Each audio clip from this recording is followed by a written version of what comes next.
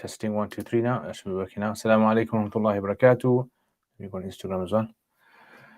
So, welcome guys. My name is Liaqat Zaman. Hope you guys are having a wonderful day. Saturday, mashallah. And Saturdays, as you guys all know, we have a live stream where I chat with you guys, see what the latest is, answer some of your questions as well, and just kind of like find out about what you guys are up to. Stalk you guys. I'm going to be stalking you guys, inshallah. Ahlan wa sahlan. Welcome, everybody. Wa alaikum assalam. Irfan. Ahlan wa sahlan. Welcome, mashallah. Welcome.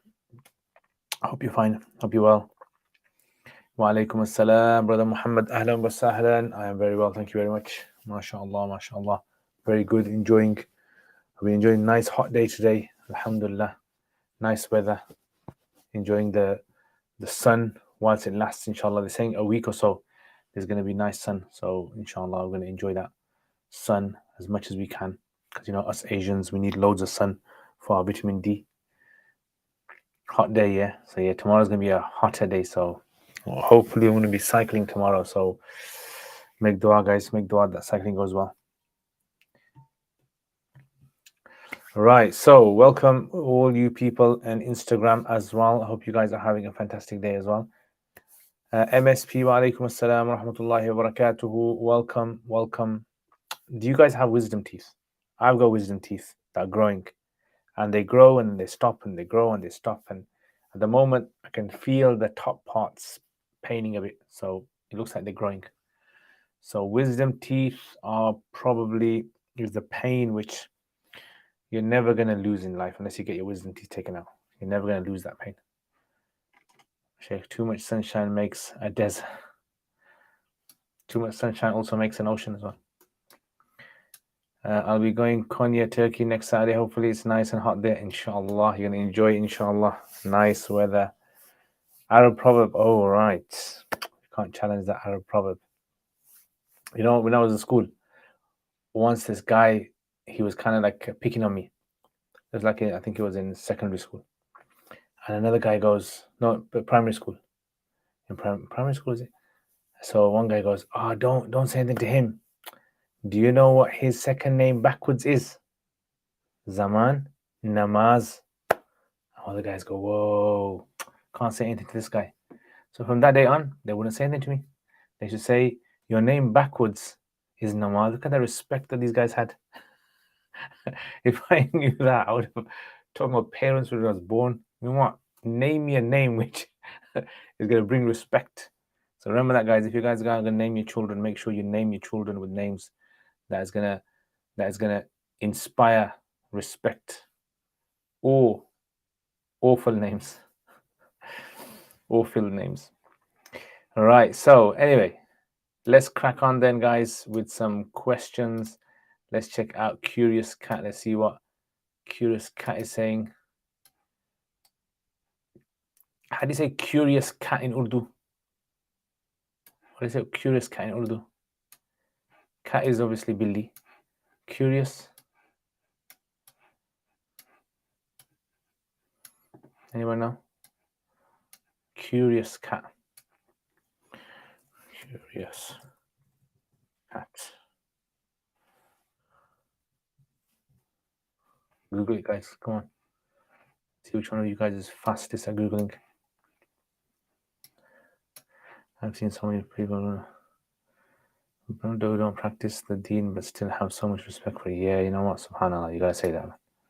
They got that love for Allah and love for His Messenger, sallallahu alaihi wasallam.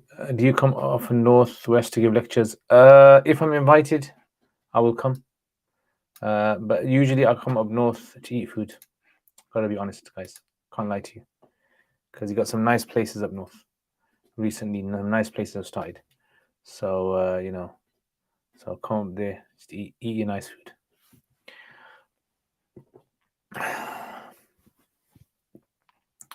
Right, let's check out which part of North MSP are you talking about?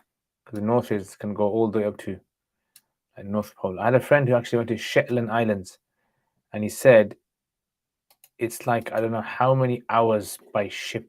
26 hours by ship you have to go from Scotland.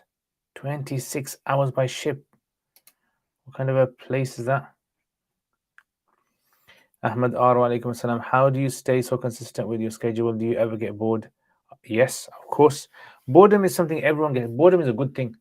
Yeah, boredom is a good thing. So it's good to get bored, because when you get bored, what happens is your brain is forced to think of new ideas. That's why I like getting bored sometimes, because it's the times of boredom where I get my really good sort of like ideas from, inspiration, I would say.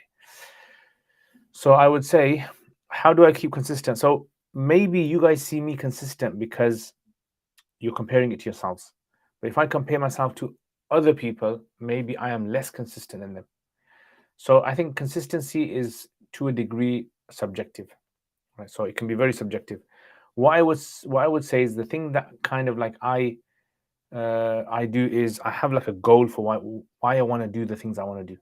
So if you have an objective and a goal that's practical, really sort of like you know, spurring goal that gives you that inspiration to go, motivation to go forward, I think that is probably one of the things. So for example, like this channel, before I actually started Patreon, I used to make videos, but they were not consistent. I think when I started Patreon, I got like a goal because I knew people are supporting this channel and I can't let them down. So that was one of the things, that responsibility that was forced on my shoulders. So alhamdulillah, I'll be doing that. And also I've got my own sort of mission where I want to produce videos for every subject, however long it takes. I want to produce all of them. So I think that's the kind of goals that I have. So if you have like very practical goals which are attainable, and you have some of them short-term goals as well, and then by me having regular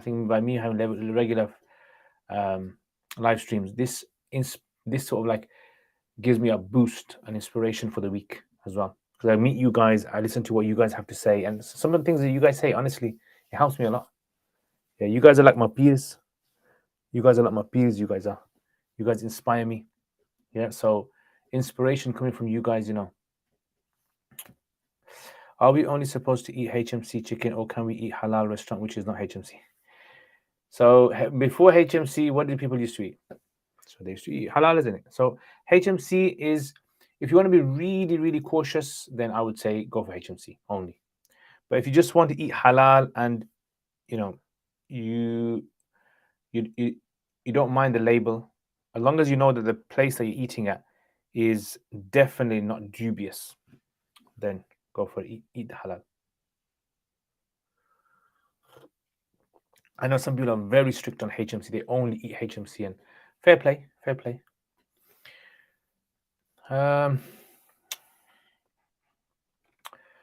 Bolton, Preston, that side, yeah, why not? I've never actually given a talk around those ends. But why not, inshallah? In our masjid, the people started saying kalima when carrying janaza, and the imam shouted at them because it's bid'ah. Is that true? Not necessarily. According to the Shafi'is, so there's a hadith where the Prophet ﷺ said that when a person is dying, you say La ilaha illallah around them. So the Hanafis say you say up to when they pass away, and then after that you don't say it. But the Shafi'is, they say, Imam Nawawi rahimahullah mentions that you carry on saying it even after they passed away, all the way until you bury them. So there's an ikhtilaf between the scholars. So to say it's bid'ah, wallahu alam. Musa Saqib, alaykum assalam, ahlan wa sahlan, mutajassis billi. Acha, mutajassis billi, that's a good one. Yes, I like that. Excellent, Musa. Excellent. Mutajassis billi, I like that. Curious.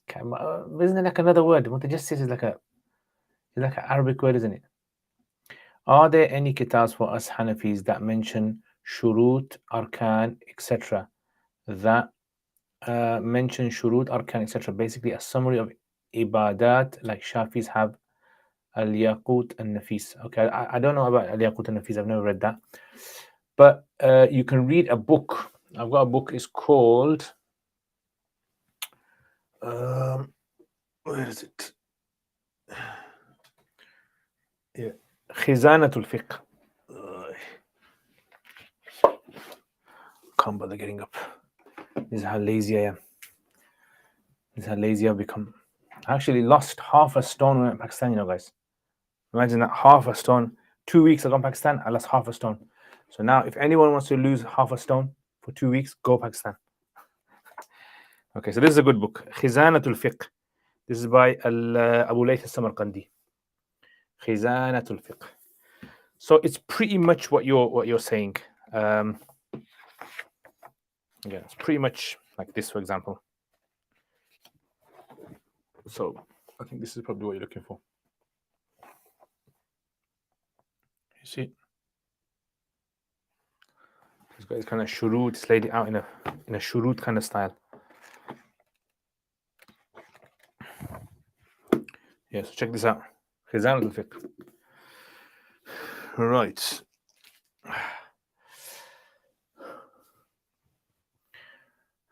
Next. عن ابن عمر رضي الله عنه قال لم يكن يسمع من رسول الله صلى الله عليه وسلم وهو يمشي خلف الجنازة إلا قول لا إله إلا الله مبديا وراجعا. Yeah, so there are narrations that the Shafi's taken that. Are we allowed to give haram food to non-Muslims? So what I would say is that if it's categorically haram, like pork, categorically haram, then no. If it's something which has haram ingredients in there, I would say there is scope to give it. Yeah. A lot of pizza and mozzarella cheese which contain rennet. How do we know if that calf is slaughtered? So rennet is totally fine. Even if it's been slaughtered or non-slaughtered, it's totally fine. Yeah, so according to the Prophet ﷺ used to receive, this is what the Hanafi's proof is, the Prophet ﷺ used to receive cheese from Persia, and they were non-Muslims, obviously. So how could they make cheese in them days without, obviously, a calf's stomach? And then they wouldn't have slaughtered it in the halal way, and even if they did slaughter it, it's still not halal for us because they're not Ahl Kitab. So that's where we get the evidence from that. Rennet is considered to be fine. Alaikum assalam. Astu ahlan wa sahlan. I read in some of my Taraweeh last Ramadan du'as in English in sujood. Should I do qada? No, it's fine. Because I know now that's not. No, there's ikhtilaf in there. Inshallah. Inshallah, it's allowed. What about Zad al-Faqir by Ibn Humam? Yeah, Zad al-Faqir is good, but Zad al-Faqir is more of a, it's very, very basic. It's in that case, you can have Fiqh al-Muyassar. Fiqh al-Muyassar is exactly the same way. But this is one of the earliest works. So yeah, Zad al-Faqir is fine. Fiqh al-Muyassar is a more comprehensive one, I would say. Yeah, Fiqh al-Muyassar.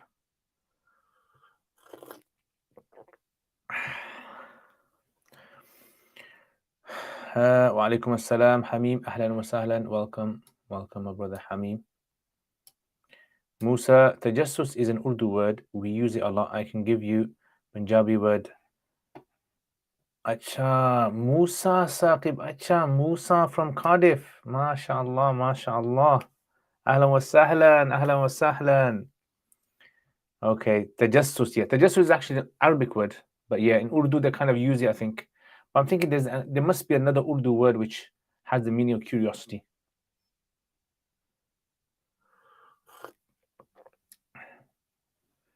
Let you guys figure that one out. In Kitab al-Dawah, it says, إن كان حقا في ذمة ذكر أنه يطالبه به. What does that mean? What kind of right? I'll have to look at the exact full line. إن كان حقا في ذمة ذكر أنه يطالب به. So I'll have to look at the whole sentence. So let me try to find this sentence.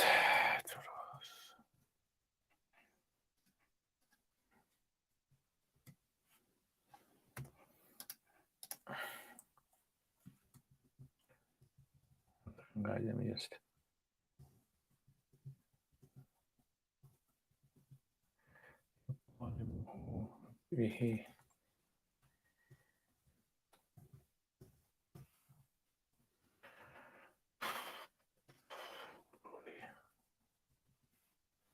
Okay, so okay, so the masla is ولا تقبل دعوة حتى يذكر شيئا معلوما في جنسه وقدره. So basically, this all Kitab al-Da'wah, if you want to understand Kitab al-Da'wah, you have to understand how court system works. Yeah, so court system works is basically you have a judge, you have a claimant, and you have a defendant. So the mudda'i is the guy that's making the claim. How can we ensure that the guy who's making a claim isn't making a false claim, like isn't lying or something? Yeah, because remember, this is something that can also happen. You can get false claims that are brought to court. So he says, لا تقبل دعوة, a claim in court will not be accepted حتى يذكر شيئا, until the mudda'i mentions something which is known, tangible, which is quantifiable. في جنسه وقدره, in its genus and its amount. فإن كان عينا في يد المدعى عليه, if it's an item that's in the hands of the defendant, like a mobile phone. So the claimant is saying, that guy has got my phone. كلف إحضارها ليشير إليها. The defendant will be forced to bring it to court so that the other guy, the claimant, can point at it and say, this is the thing.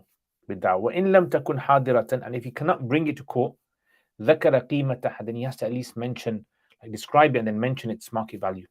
وإن ادعى عقارا حدد, if it mentions like the defendant has taken the claimant's land, like say someone, for example, comes to me and says, Judge, Zaid has taken my land. Yeah. He goes, okay, so you can't bring a land to court, can you? So all you have to do is mention the perimeter, the location of it.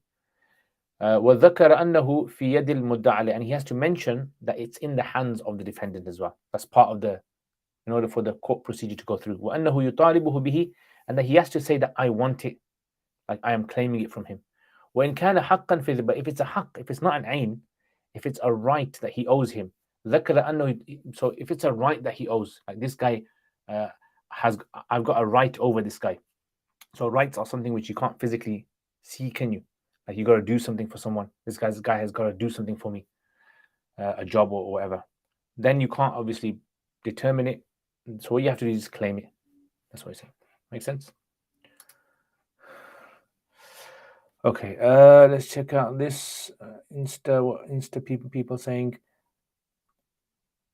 Muhammad Jar Majroor, Sheikh, I am 3-year Dars Nizami student. I can read Ibarat but struggle with reading books outside Darsi. Also, my vocabulary is most that which you find in Darsi books. How can I improve? So you must read storybooks. Honestly, every single day, 15-20 minutes every day, you must read Arabic storybooks. It's going to be a totally different genre to you, but you have to force yourself. Read Arabic books, read Arabic newspapers, read Arabic magazines.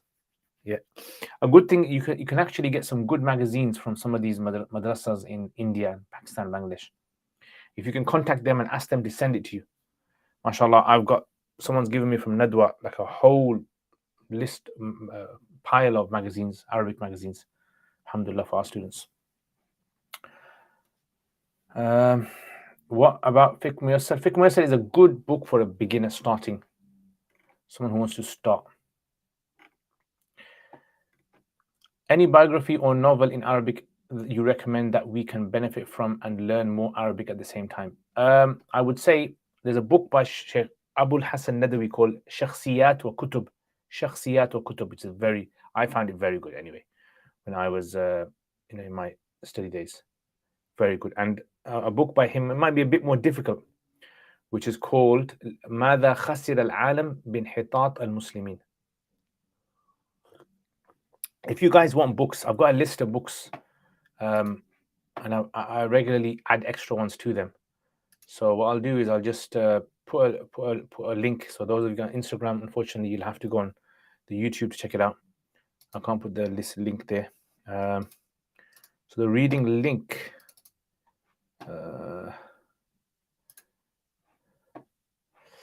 Copy link. Okay, so here's the link. And then there's loads of books in here that you guys can benefit from, honestly. Arabic reading books.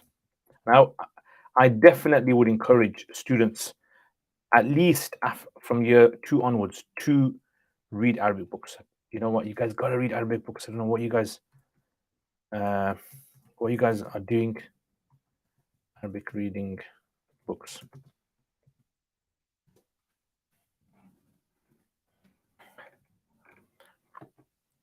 Okay, next. If a Shia person says Ya Ali Madad to cure him, but he says Ali radiallahu will cure him by Allah's permission, like he says him, no, this will not. So this is what we call istighatha. Istighatha basically means that you're seeking someone else's help to get them to ask Allah. Now, if you do it from a living person, everyone agrees that's fine. But if you do it from the deceased, can you communicate with them in the world that they are in to get them to ask Allah? Because the souls, all that. So this is where scholars differ on this issue. There's a split between the scholars. One group of scholars said not allowed absolutely, and the other group of scholars said it's allowed. The first video on da'wah is missing in the playlist. Is it missing? Okay, so if you email me, inshallah, in the week, I'll try to look for it. Inshallah. Are you working on any new video series on YouTube and Uruk? Nothing new at the moment. I was thinking of I've made like a whole list of rules from Hidayah and Hanafi Fiqh that are important for a student to study before they start Hidayah. So this year I've been working on that, and this year's Hidayah students I've actually started teaching them that before I start Hidayah. So I'm going to go through that with them, so that they have an understanding of how fiqh works.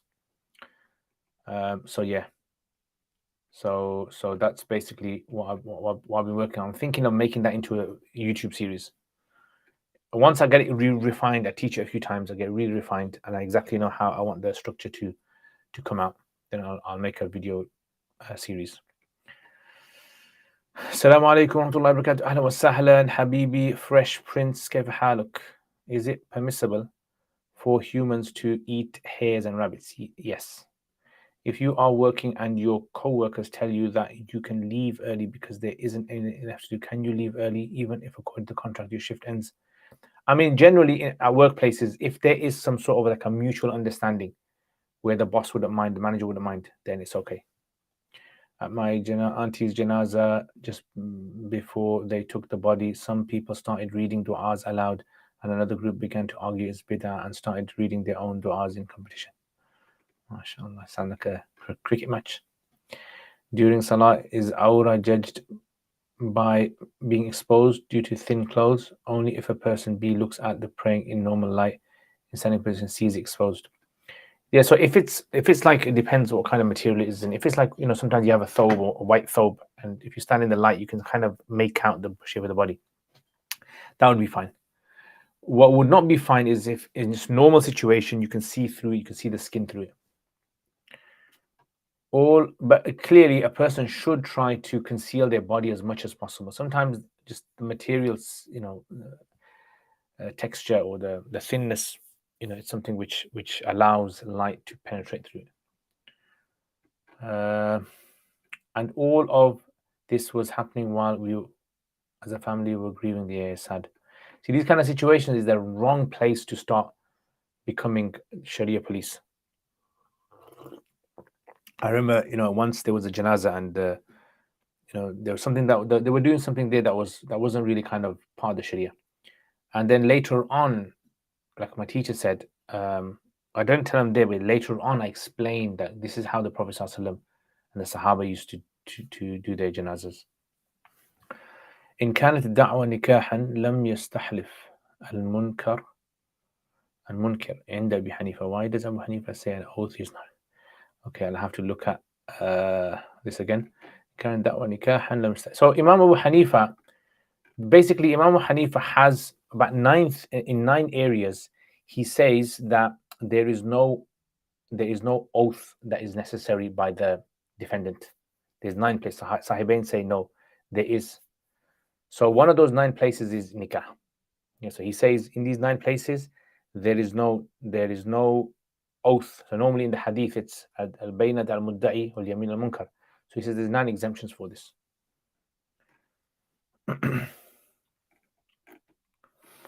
Okay, does the hayd habit calculation of a woman end when bleeding ends or when the ghusl is completed?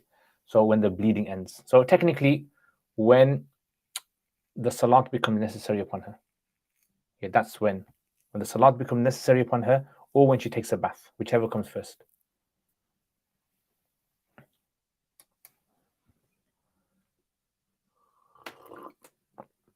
Does that make sense? So for example, like if her bleeding stops at, let's say, 2 o'clock Dhuhr time, that's not when the bleeding stops. So technically she's still considered to be in the state of hayd until she takes a bath or the salat becomes a debt. So when Asr starts, let's say Asr starts at 4, then it'll be at 4.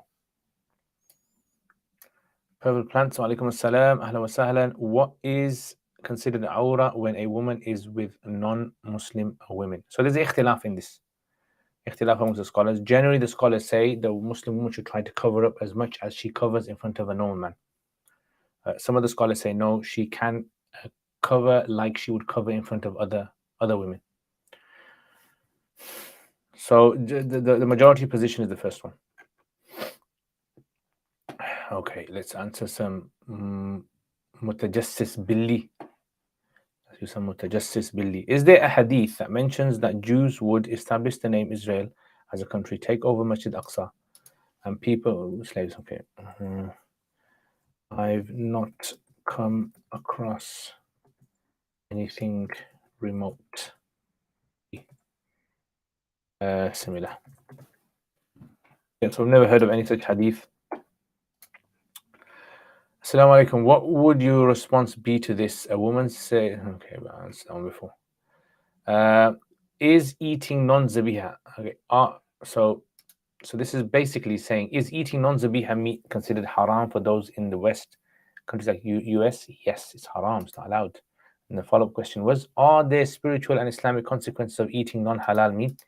Yes, there will be, just like eating haram. Yeah, so it has consequences. So remember, everything that goes against the teachings of Allah has consequences on your spirituality. Everything. MashaAllah, Jazakallah khair. My brother Hamim, Jazakallah for your kind support. May Allah bless you. May Allah put barakah in your studies, in your ilm. Alhamdulillah, Alhamdulillah, MashaAllah. Hamim, remember I used to call you Hamim first, but then it became Hamim. So, next question. Is abaya an Islamic garment? Can one be considered equally fulfilling the obligation to cover by wearing loose trousers with a long, loose dress? Is one considered better than the other, or is it dependent upon what the most modest? Okay, so number one, is abaya an Islamic garment? So there is no such thing as an Islamic garment. Okay, so that's the first thing. However, the way that the abaya conceals the body is more in line with the Islamic teachings.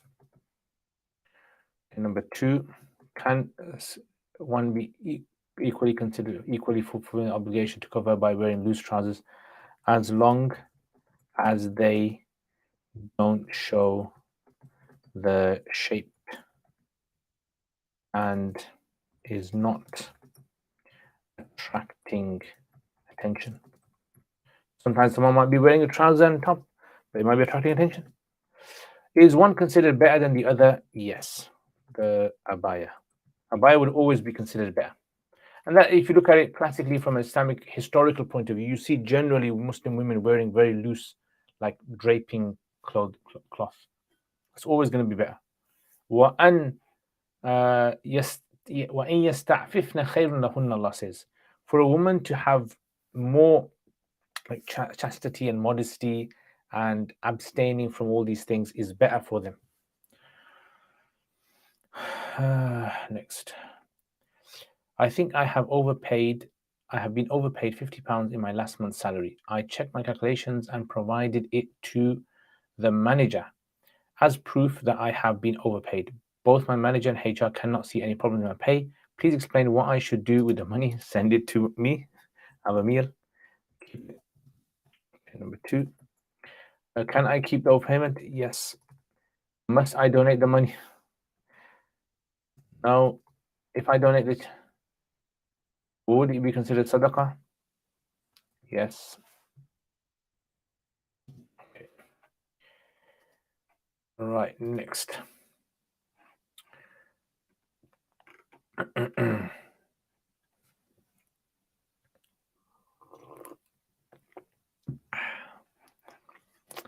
let's check some questions here.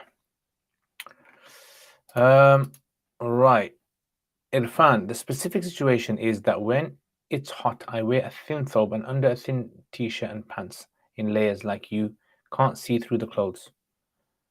But when going into sujood, the gap between the bottom of the thobe exposes inside of the leg, but only visible if the observer is lower to the ground. Yeah, that's fine. So what the fuqaha basically say is anything that's underneath the thobe, you're exempt from.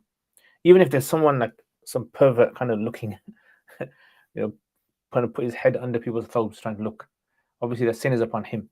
But you don't have to go to that extent to kind of hide that. Purple plants regarding aura. What about a secondary school Muslim child in a girls' school? Can they uncover arms if uniform or PE? I don't know exactly what the rules of that school would be. If they can ask the school if they can wear long sleeves. First of all, ask them. And if they do not allow that and are insistent that this is health and safety, etc., then in that case, possibly. But just out of necessity, you wear it up to the elbows or wear something skin tight. They can wear something skin tight. So first of all, before we try to find any other option, any permissibility, we always try to look for whether they cater for these things. So is it permissible to do sajda tilawa without wudu? No. Sajda tilawa without wudu not allowed. And to them within forbidden times of prayer. So you cannot do sajda tilawa at those 3 times. Yeah, sunrise, sunset, and zawal. And you can't do without wudu. Isn't the time of taking a bath the same as when the bleeding ends, like it's at 2, then it's 2? No. So basically, according to the fuqaha, what they say is that in the Quran, Allah says, وَلَا تَقْرَبُوهُنَّ حَتَّى يَطْهُرْنَ, that the men should not approach their wives in the state of hayd until they have become clean. How do they describe becoming clean? So they say you either become clean if the time of the salat has passed, or you either become clean, meaning the next salat has started, so you technically legally have changed state, or you become clean if you take a bath. So if you take a bath, it takes you 15 minutes to take a bath. Then you become clean after 2:15. And if you didn't take a bath, let's say you're at work or you're somewhere else, you're studying, and you can't take a bath, then you technically become out of hayd, and husband can have intimacy as soon as Asr starts. John, wa alaikum assalam. What illnesses makes you qualify for tayammum? I get tired and sleepy doing things including wudu. Also, it takes me up to 10 minutes to do wudu. Can I do tayammum? No, it wouldn't be allowed to tayammum. So the illnesses that tayammum is allowed for is if it's an illness that is going to harm you. So basically what they say is you have to be ajiz, incapable of using water physically or legally. In your case, unless it's a very extreme medical condition that you have, really bad medical condition, which I don't think that is. I think you probably might have some sort of OCD, where if it takes you 10 minutes to do wudu, you kind of like maybe are repeating things too many times. So you need to treat that. But otherwise, just do wudu. And otherwise, if it's really bad, then you can contact me, inshallah, email me and explain the situation. If someone has a moment of extreme gratitude and happiness, how can they express this to Allah? Is sujood shukr a thing? So there's ikhtilaf in this. Some of the scholars say that sujood shukr is something. Some say no, sujood shukr is not something. It's actually 2 rakats. Pray 2 rakats. Can you get a car insurance monthly, or it's not permissible? So car insurance is not allowed. But in the UK, by law, you have to get car insurance. So then, out of necessity, you can take it. So if you're in a country where, for example, you fear that if your car gets hit or you get hit, you won't be able to pay then in that case, some scholars have given permissibility of taking out insurance. But that is the condition. Makes sense? Is it sufficient to use wet wipes to make wudu? If the water in the wet wipes drips on your limbs, if it doesn't drip on your limbs and it just wets them, then you can't. Your limbs have to drip. After wudu, I feel the need to pass wind, and this feeling does not go away until my salah is finished.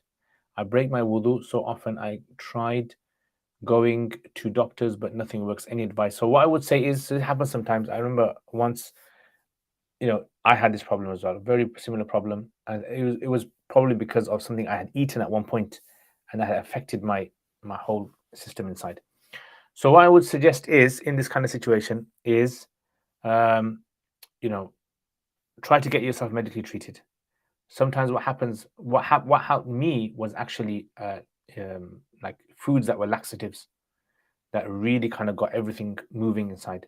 Sometimes you might find there's something that you're eating, like usually for me it was sugars, certain types of cakes and things like that would cause bloating inside of me. And sometimes it might even be some other medical condition. Allah knows best. So get checked out from a doctor. So that's the first thing. And the second thing is, if you are suffering from it and it's really bad, then in that case, what you do is you do your wudu, you pray as much as you can pray, and then you obviously break your wudu.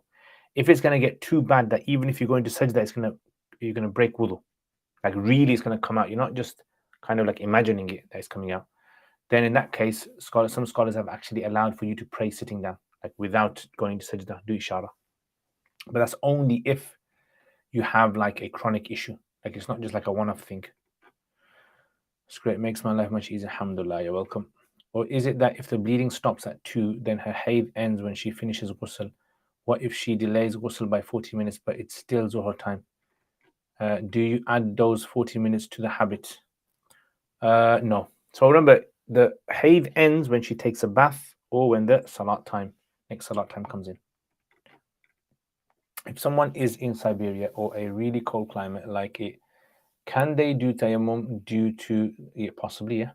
The scholars have mentioned that is considered to be an ajiz, type of ajiz.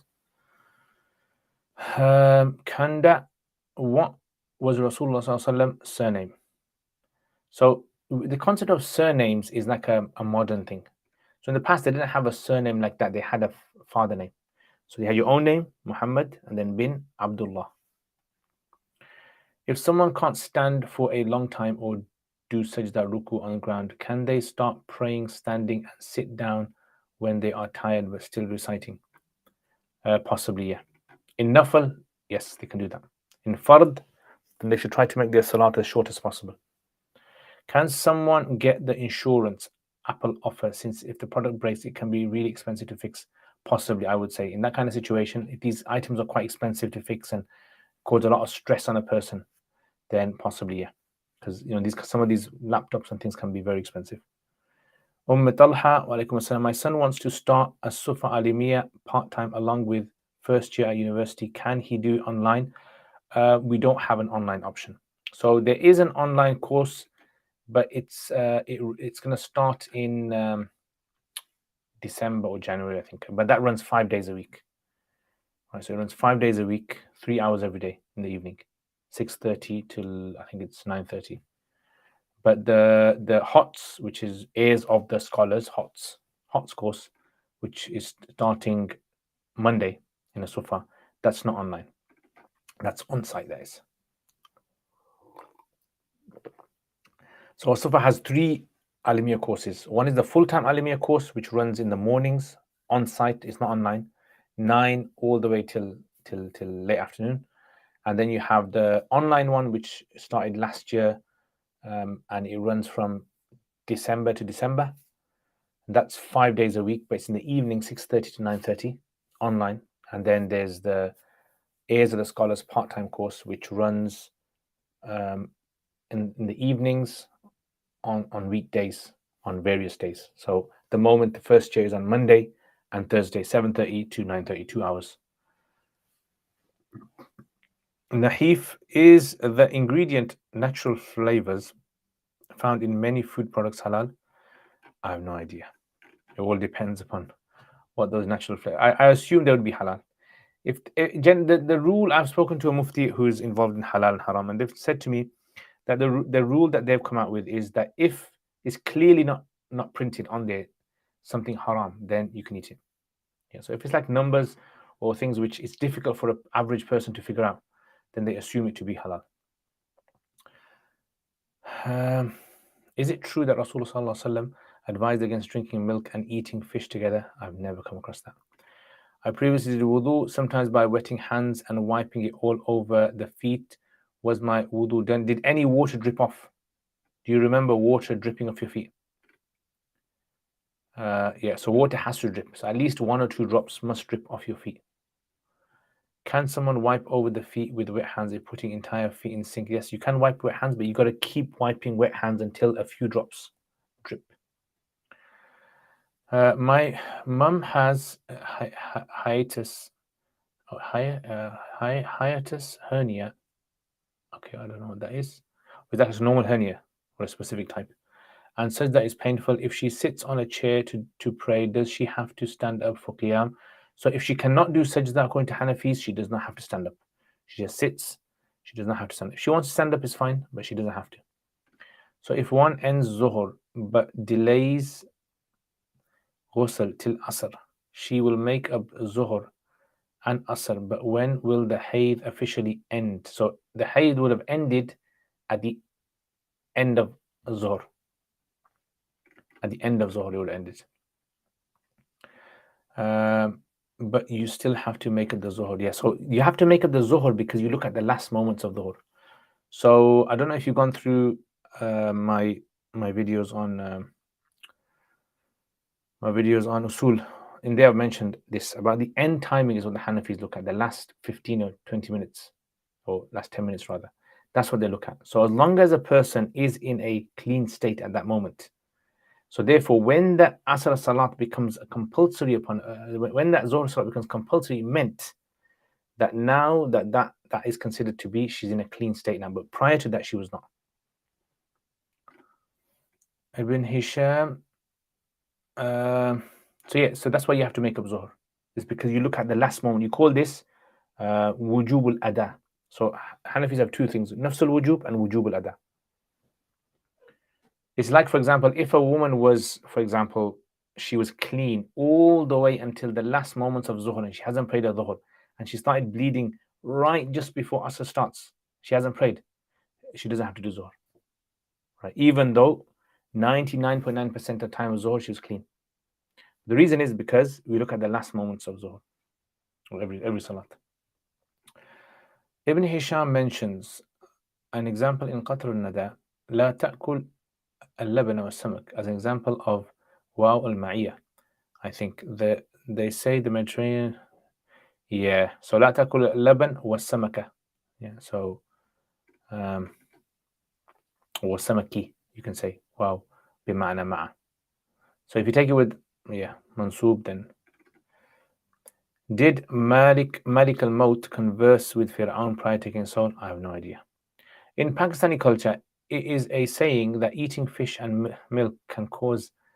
Yeah, I've heard that. So again, this is not something which is from Sharia, like nothing from the Quran or from authentic Hadith. These are things which people might have come out with in the past, and then because it was predominant in a Muslim society, then people naturally will assume that this is a Muslim thing. Yeah, so vitiligo, people who have that kind of condition, with the skin. So Allah give you shifa if anyone has that. Jazakallah khair, mashallah, Irfan Sab, for your kind donation towards the channel. May Allah bless you and your family. Barakah. Mashallah, it's very kind of you guys to support my channel. I was just thinking about this the other day as well. I was thinking, mashallah, people from around the world, most of you guys I haven't even met. But alhamdulillah, you guys have love for my channel. You have love for me. And you guys support my channel so many ways. May Allah bless all of you. Can I message you, inshallah, to the concept better? Thought I mastered these Hayd rules. Never heard of this. Yes, inshallah. Can a person sit on a chair and pray with Jama'ah in the center of the saf, as this breaks the saf when he stands and is not in line with it? So basically what he does is he makes sure that his backside is in line with everyone else's backside. That's the simple rule. So he should put the chair where everyone's hips are aligned. That's what he should do. Why does laughter during salah break wudu? So laughter during salah breaks wudu. So it shouldn't break wudu, because the rule of breaking wudu is that it has to be something which is an impurity that exits your body. But the reason it breaks wudu is because there's a hadith where the Prophet ﷺ, he was praying and a blind man entered the masjid. He fell down, and some people in the crowd, the salat, they laughed. So when the Prophet ﷺ finished the salat, he said, whoever laughed, go do your wudu again and pray your salat again. So because of that hadith, the Hanafis say you have to do your wudu again. If we didn't have that hadith, then we wouldn't. Okay, Sharif, ahlan wa sahlan wa alaikum assalam, brother Sharif from America. Kayf al-hal? Ana bi khair, ya habibi, ya sadiqi. If a man wears gold during his salah, does the salah become invalid? No. Salah does not become invalid. So the salah is valid based upon the criteria and conditions of salah itself.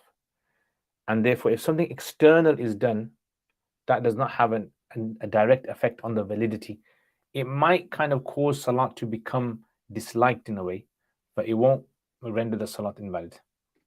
Mediterranean diet is considered to be mostly healthy, but they eat fish with milk and seem to be fine. But because I've heard since I was a kid, I've got a fear of yeah, my mom used to say as well. I think my mom used to say, things like don't drink hot and cold together, because I used to drink tea, and then after tea I used to drink cold water. She goes, oh, don't do that, you'll get a stroke. And I don't know, I think one of them was fish and milk or something, and one of them was eating watermelons and something else. Crazy kind of, so these kind of superstitions that people used to come out with, or rather than superstitions, unverified piece of information. What if someone wet the feet sometimes in past but can't remember? So what I would say is fine. From now on, don't do it. If you can't remember, inshallah, you leave that to, there's some ikhtilaf amongst early scholars about this kind of issue, but it's not I would say like a valid ikhtilaf. But the rule the Hanafi says, if you've done something in the past which is wrong according to the rules of the Hanafi, but there is some ikhtilaf out there amongst imams, then you could assume that your salat is valid, but from now on, don't do that. From now on, if you do it, then it won't be valid. So this is based upon the idea of ignorance. Shaheen, Shahid, ahlan wa sahlan, wa alaikum salam. Should women in the 21st century be encouraged to go for regular programs and salah, especially with the fitna of the UK 21st century? I know traditional view is more reward at home. So see, this kind of question is a very good question, I would say. It's a very good question because, as we are traditionalists, we are, because we ground ourselves in the Quran, we ground ourselves in the Sunnah, and we also try and our best to try and understand how the Quran and how the Sunnah apply in today's times as well, like how its interpretation is applied in today's times. So generally, when it comes to societies, you have classical society. When these books of fiqh were written, they were generally written in societies that were very, very basic compared to what we have today. Meaning the way the governance was very limited, the way the economy was running, the way business and trade took place. There was no bank systems, there was no clocks in them days.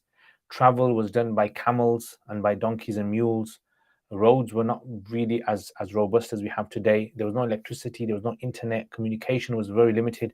So many things that we have today that we didn't have in them days. That's why sometimes when you ignore all of these factors, it's very easy to kind of like fall into this trap of thinking that we have to superimpose how they used to live into today's time, and it's very difficult. Like someone says, you know what, we have to ride a camel today. I don't care, no cars. Go ride camels, go ride donkeys. And some people will say that we're not allowed to wear manufactured clothes. We have machine-made clothes. We have to wear hand-stitched clothes, handmade clothes. That's how it was in the past. We can't wear shoes. We've got to wear slippers, and we can't use taps. We have to use buckets and water. So what I would say is this: because of the dynamics of the changes of society and the fast pace and how civilization has now become global, there should be accommodation for women in society for that reason. Especially in the West, if you're living in the West, especially, there clearly has to be something for women out there, because you're not living in a Muslim society. The fitnas of kufr, of atheism, and all these things is just hitting you in your face. And you got to be careful. You got to be careful. Nowadays in society, it's very, very challenging for people to kind of just turn around and say, no, don't send your kids to school and don't do this and don't. Okay, that's fine. That's a short-term emergency situation when no Muslim is going to leave their house, and the father will simply just, out of necessity, go out and go work and buy groceries and come back home. And that cannot work, that cannot physically function. You can't physically function for the long term, 50, 100 years. So this is why you've got to think about these kind of things. Adnan Ali, At-Tahiyyat al-Masjid or Tahiyyat al-Masjid is place-based and not time-based. Then can we pray if we enter the masjid a few moments before Maghrib Salah? So as long as the time is valid, then yes. Yeah. So according to Hanafis, you should not pray before Maghrib if it's going to lead to the delay of Maghrib. But Hanafis say if you pray your Maghrib, that will fall under Tahiyyat al-Masjid. Because according to Hanafis, they say that Tahiyyat al-Masjid is basically saying every time you enter the masjid, make sure you pray something. Right? Make sure you pray something. For men, does not covering the head during Salah make the Salah makruh? So according to Hanafis, the attire that you wear in Salat is based upon the attire that you wear outside. So whatever you wear outside when you go on the streets should be the bare minimum that you wear in Salat. So if you cover your head always on the streets, you've never walked outside with a bare head, you never go to work with a bare head or anything like that, then you should not have your hair bed. We should never have a bare head in Salat. But if you're okay with walking outside with a bare head, then it's fine. That's the rule. So when calculating the habit in the example I mentioned about Zuhur and delaying, the habit will stretch until the end of Zuhur Salah. But what if that adds up to more than 240 hours? Yeah. So you see, the thing is, it's a good question. This was something that I was actually mentioning in. Remember telling you I was writing rules on Hanafi Fiqh. This is one of the things I actually mentioned, which was the influence of clocks on Fiqh. So before the advent of clocks, how did women used to work out the hayd? They used to work out with Salat times. Because you can't just like randomly, a woman can't just check and her bleeding stopped. She can't just know exactly what time that is and then work at 240 hours. She's obviously going to use like the closest thing to that time, which is the Salat time, isn't it? So if you do use the clock time, then you just have to keep that into consideration. Yeah, you kind of take those kind of points, and this is where it becomes a bit complicated. If someone laughed which made a noise audible for the person next to them, is it sinful for if the cause of laughter is due to another person? Yeah, if the other person was deliberately doing it to make them laugh, then that person will be counted as sinful. Does Jummah prayer has any sunnahs prayer before Fard? Yes. According to Hanafis, they do. If you're traveling in a car but you know you will get home for Salah, do you have to wait to get home? It's up to you. If you can stop the car and you can pray on the side, that's fine. If you know you can get home before the next Salat comes in, you can pray then. Assalamu alaikum Sharif. If one wakes up with intent for Tahajjud prayer but prays the 3 witr prayer, is the witr discharged? Yes.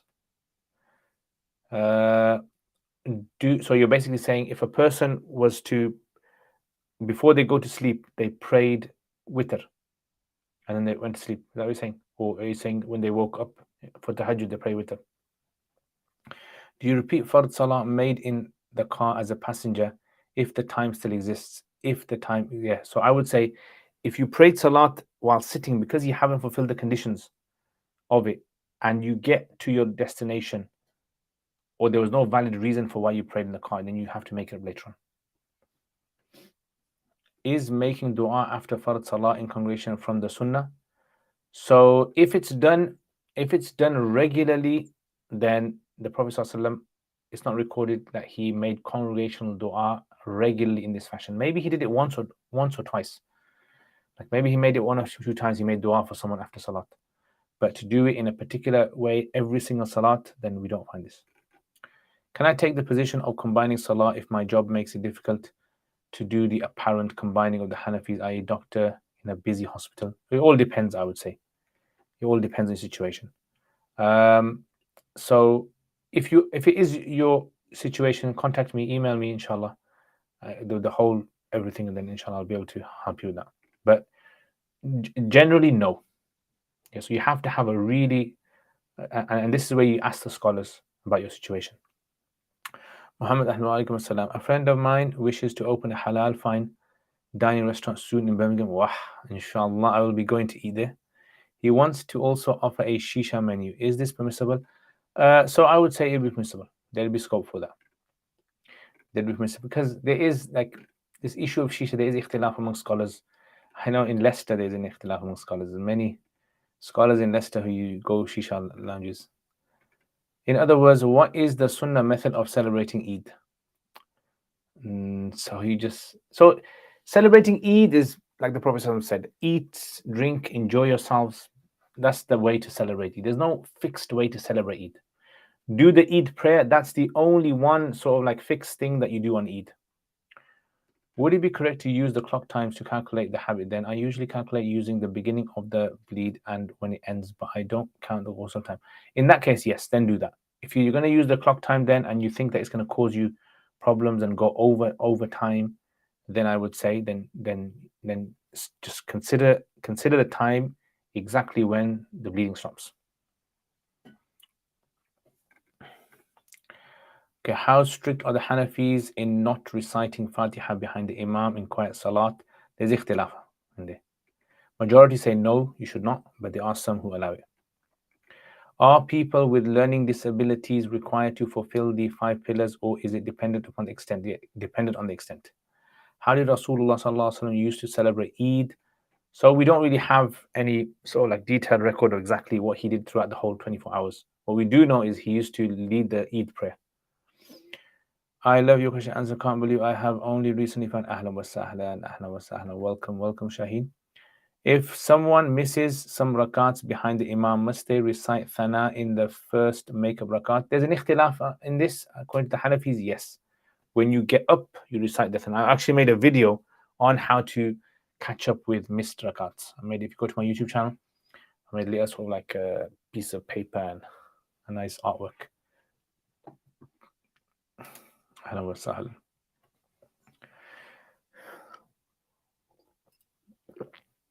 Ya Allah. Okay. Wa alaikum assalam wa rahmatullahi wa barakatuh. Curious cat. Salam. Is it okay to get travel insurance on train tickets? It's a complete. Oh yeah, I think I answered this one before. So generally, again, the rule is basically that insurance is not allowed. Insurance is only allowed when the result of that thing is going to cause you an extreme amount of burden. So, like car, if you hit your car into someone else's car and their car's worth £40,000, you cannot afford £40,000. That would be considered extreme burden. And the same with this kind of thing. If it's going to cause like train tickets get cancelled by companies and you can't get a refund, you know that's going to happen. It's going to cause you a burden, etc. Then, but if you know that you can get another ticket, you can get a refund, you can get, reimbursed, etc., then no.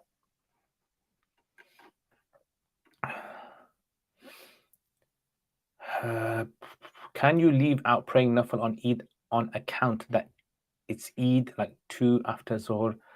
I don't think that a person would find it burdensome to pray, to not pray Nafil on Eid. But, Nafil is fine. You don't have to pray Nafil on a normal day. But the Mu'akkadas, you should still pray them. Yeah, so you should still pray the Mu'akkadas. Is it true that Rasulullah sallallahu alaihi wasallam instructed us to hit children who do not perform salah at the age of? So he didn't say in the sense hit. He said that be strict with them at the age of 7. He said teach them at the age of 7, and then he said wadribuhum, discipline them, hit them at the age of 9. So hitting does not mean like Mike Tyson them. Hitting means discipline them.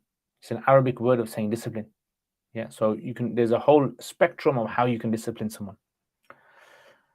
What's the most common fiqh that lay people get wrong that you have come across?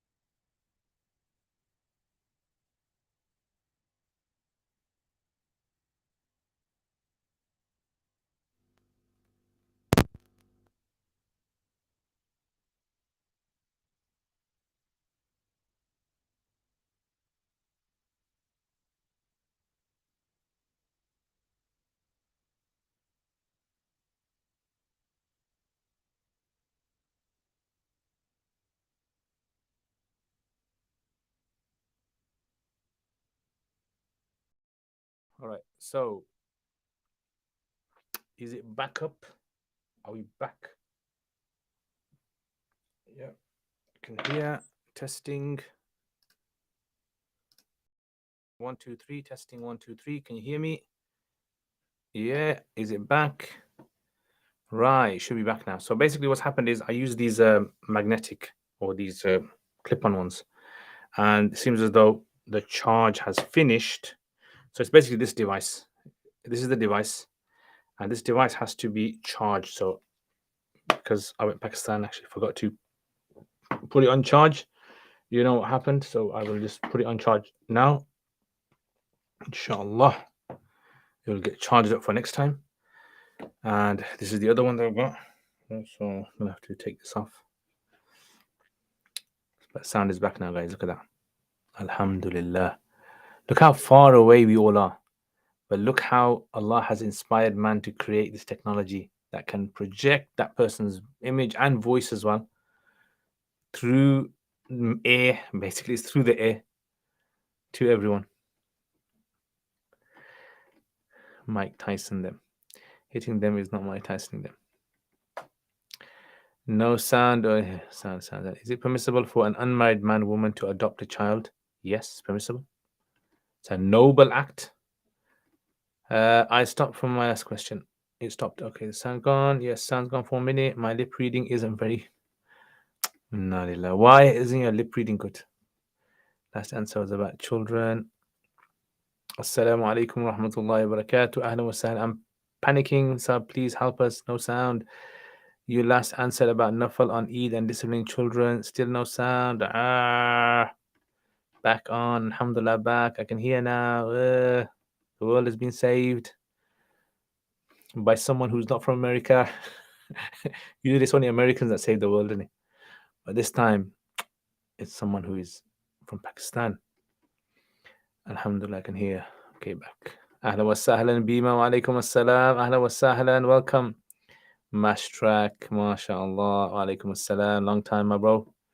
You were answering what the most common fiqh people get wrong. I can't remember what I said.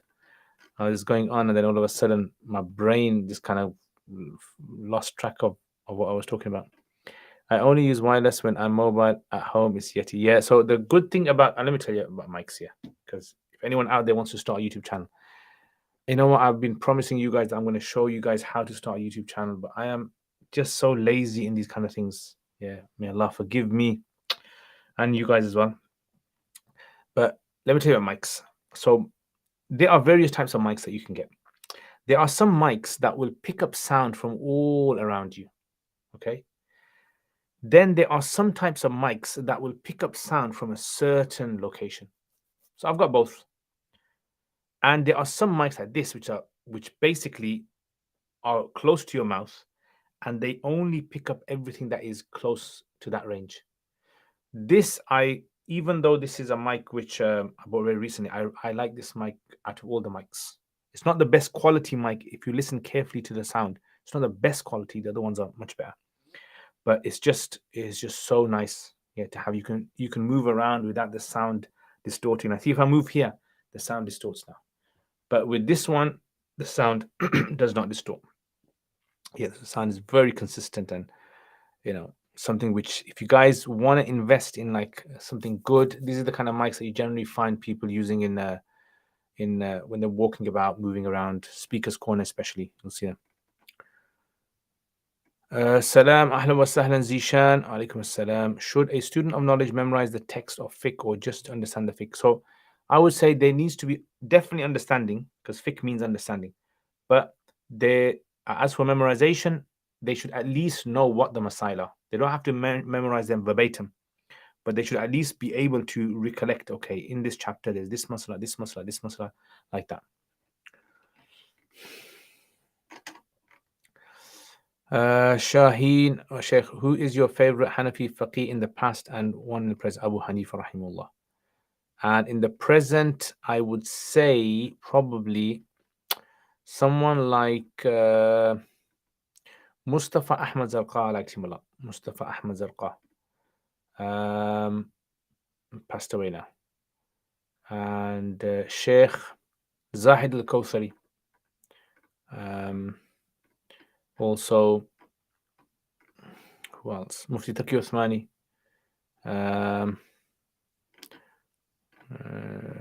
Sheikh Wahab al-Zuhaili.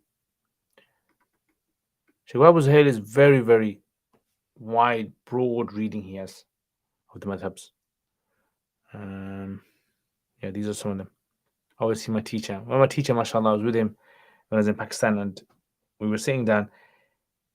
And the thing that astonishes me about my teacher, mashallah, Mufti Thaqib, is when you ask him a question, like he doesn't just kind of answer the question like I do, like 1-2 minute. The guy will literally go in detail. Like he will open up the question and he'll present the answer, and he will spend 15-20 minutes explaining it to you thoroughly, like a proper dars. And you gotta give it to the guy, man, mashallah. He's got a very good memory, Masail, and he gives time, mashallah, to students. So he gave us time. Every time he's asking a question, he would spend time. And this is something he's consistent with. In the first early years, like, I don't know how many years, 20 years ago, 25 years ago, 20 years ago, when I first met him. Since then, in any subject, whether it's fiqh or nahu or tafsir or hadith, yeah, that's one of the things that I was really impressed with, mashallah. I know someone who generally follows Hanafi school, but they combine salah before going on a 1.5 journey. Should we advise them to seek advice? Yes. Tell them to seek advice from a scholar. Someone leads salah and hold the mic with their right hand throughout the salah. Is it okay? If there's a need for it, yes, it's allowed. If Maghrib comes upon a passenger on the motorway and they cannot pull over and they pray salah, is it wajib to make it up? If they cannot get out of the car and they cannot get to a place safely, then yes, it'll be fine. Follow question: do they have to pray Maghrib in the car even though they cannot stand and will not? So there'd be two opinions in this masala. One opinion would be because they cannot do the arkan fully, they can delay the salat until they can do the arkan. And the other opinion is no, you pray at that time. And I would say that opinion would be the stronger one. It could be called Koji Billi. Koj Lagana is the same as being. Yeah, that's the kind of thing. Yeah, that sounds better. Koj. Can you tell us about anything you have read of Sibt ibn Jawzi and what you think of the Imam? Nothing comes to my head. I'm just trying to think. Sibt ibn Jawzi. So there is a book which is called. One second, let me see if I can recollect. Sibt ibn Jawzi. Give me a sec.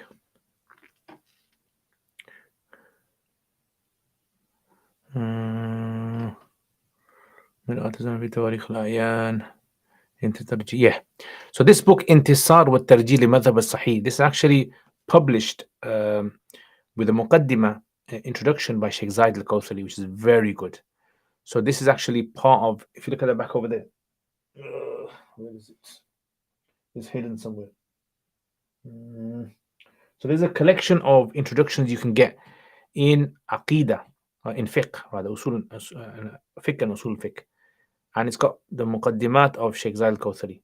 And Intisar wa Tarjih is actually part of that. And that was one of the first books I read, which was basically, it's like a hadith supporting the masail of the Hanafi fiqh. People who claim that the Hanafis don't have any proofs. That was one that I read of his. Yeah, that was, others I haven't come across other books. Assalamu alaikum. Habit of waking up, say 30 minutes before Fajr, making some tahajjud and then make witr. The intent was tahajjud, but made witr and was like, oh wow, I made witr. Is witr done? I would say it's done. I mean, generally you should obviously know that you're making witr, but I would say it's done in that situation. What makes the praying in the car required to be repeated? The sitting or not facing the Qibla? So it's basically if you got time to make it back home. So if a person is on a journey, the Prophet ﷺ on a journey would pray all of his nafal on the mount, whichever direction is facing in, apart from Fard Salat. He would get off the mount and he would pray.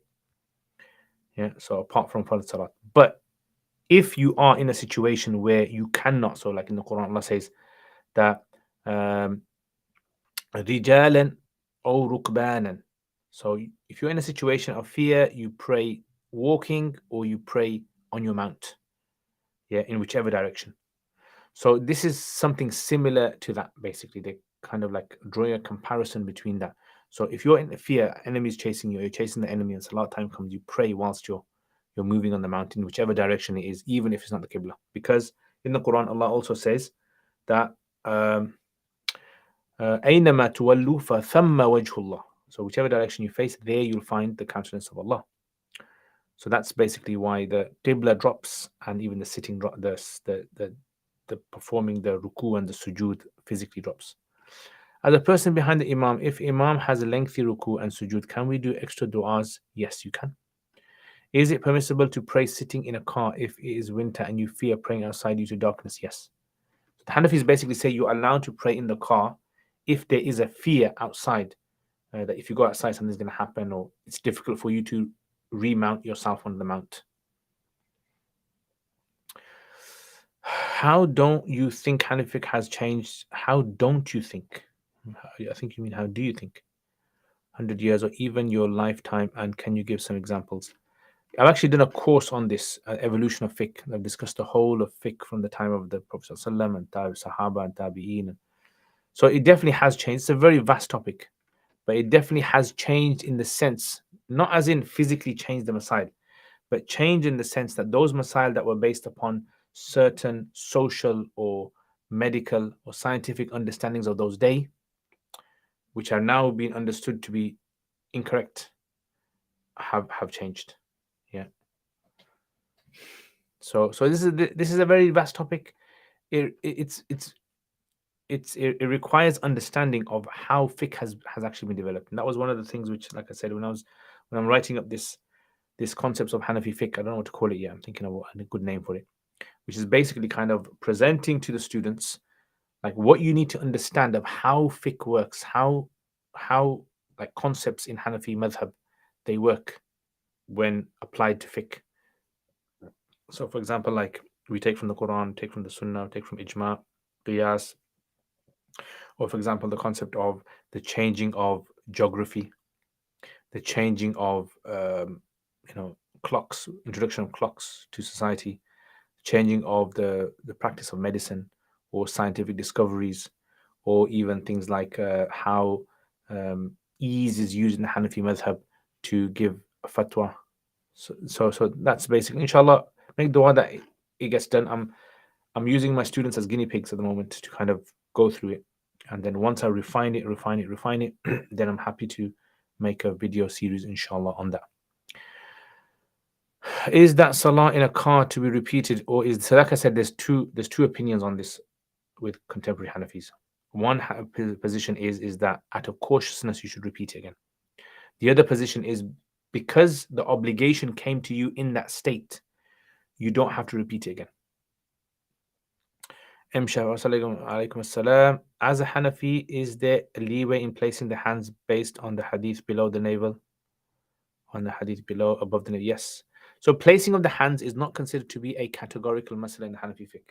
It's considered to be what we call awla, khilaf awla, better to do, that kind of masala. So it's better to have it below the navel, but it's fine to have it above the navel, that kind of thing. If you weren't a Hanafi Mufti, Saab, which school would you follow? I have no idea. I think probably Malik. I was really into Maliki madhab.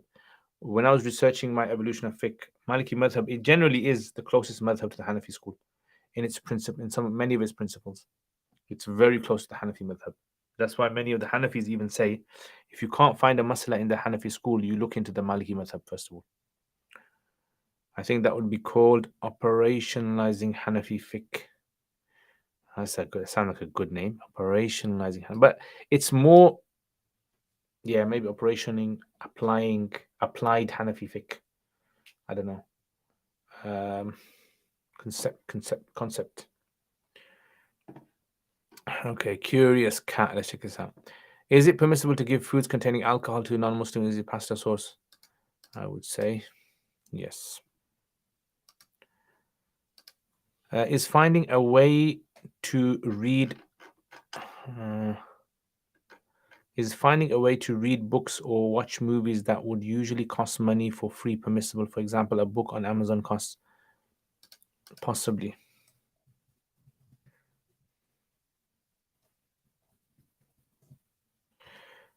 Mm, mm, mm, mm.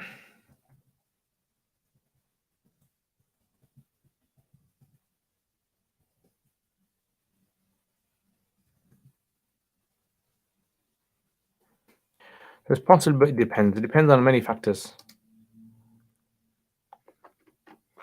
A shaykha said that if you want to marry, your sole intention should be for the sake of Allah. Is seeking the halal means, etc., as your intention sufficient to be considered for? Um, I would disagree with the shaykha.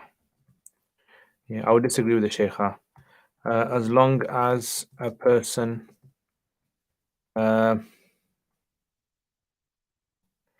would disagree with the shaykha if she meant that it should only be for Allah's sake with no means in between.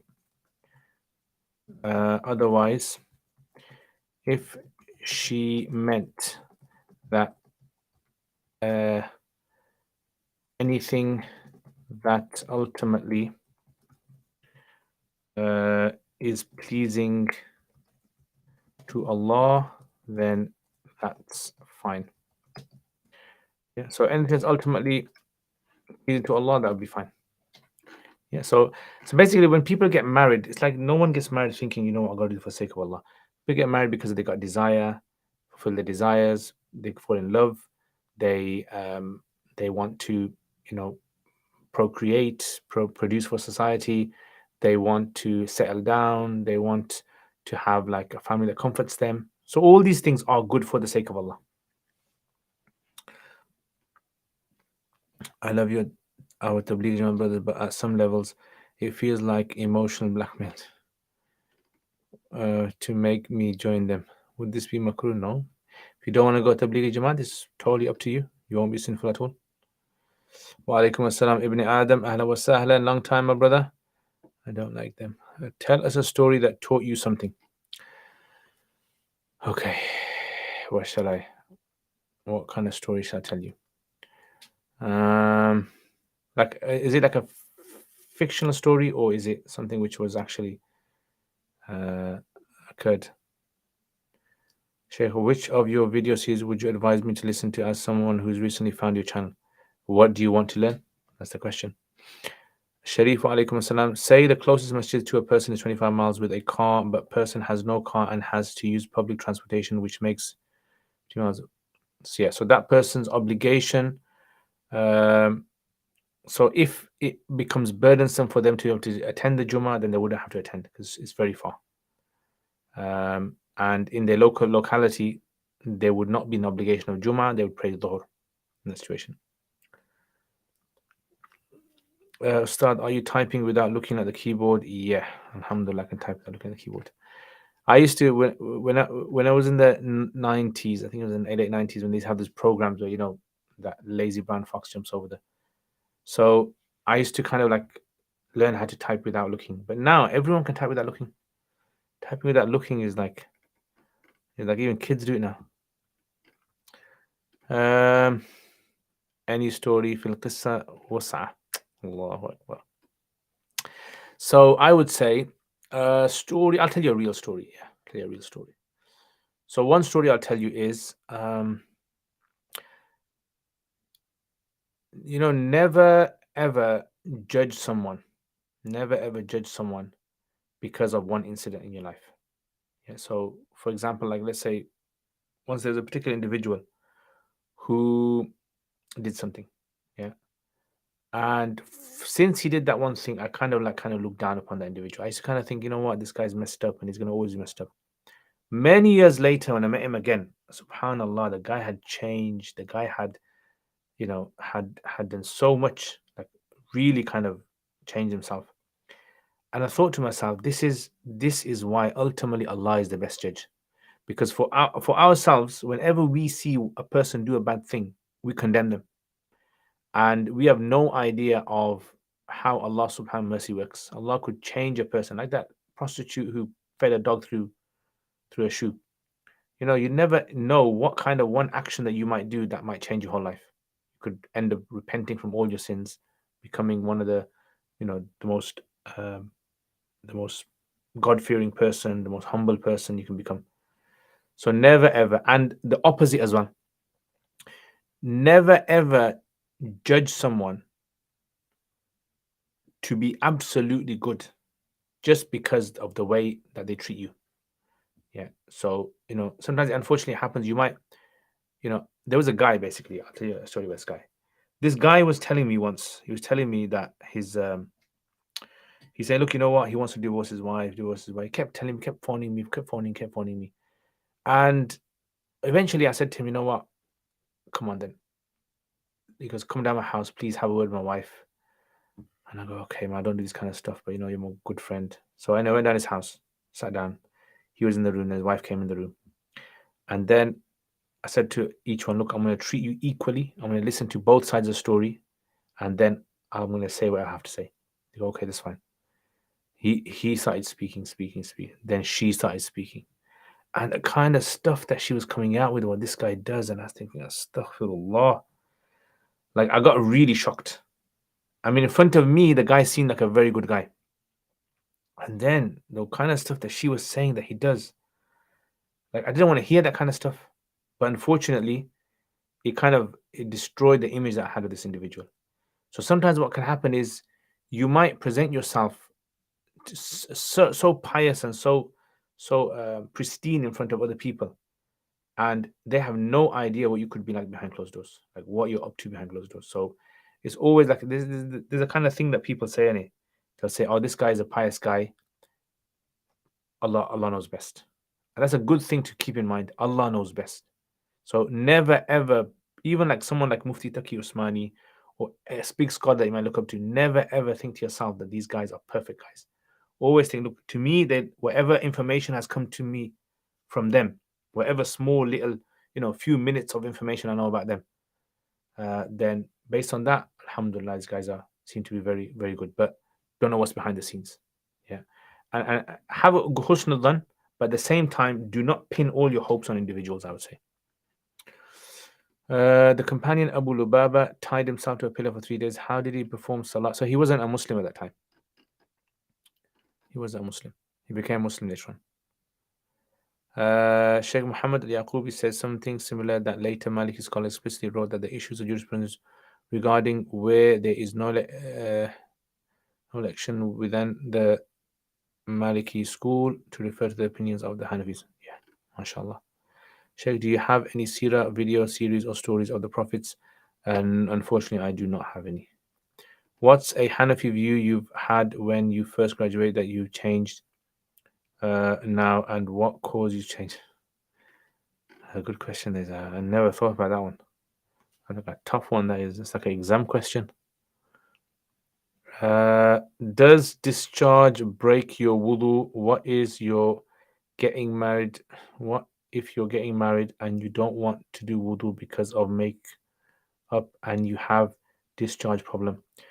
Oh, is this a woman's question? Yeah, so a woman's asking this question, or a man asking this question. So it seems as though it's a woman, because a woman would wear makeup, man wouldn't. So in that situation, I would say that if a woman gets discharged, there's two opinions in the Hanafi school about discharge.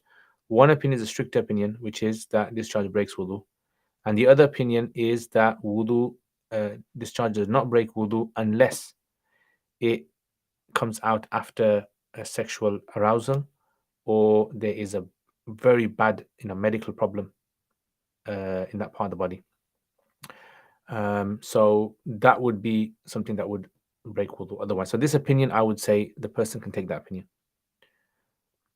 I got some learning to do. Ahlan wa sahlan. If a person goes out for a day trip, a theme park, for example, is it excusable to do qada or should they make effort?